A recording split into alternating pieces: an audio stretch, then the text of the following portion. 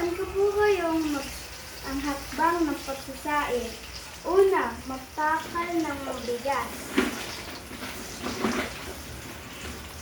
Isa.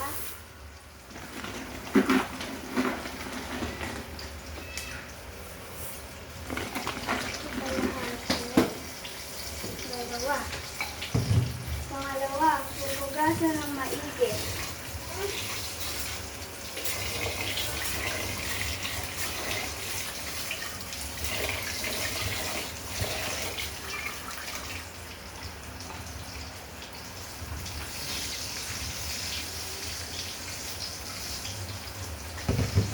Pwede po natin ilagay ang tubig na pinaghugasan ng bigas sa halaman.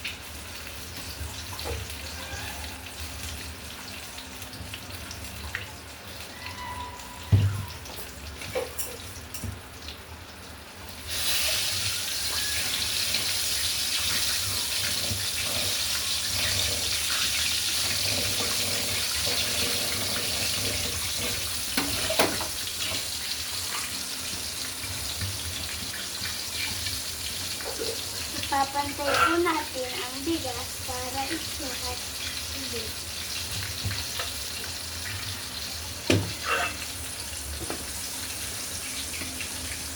Pupunasan po natin ang ibaba para hindi po nakakasapag.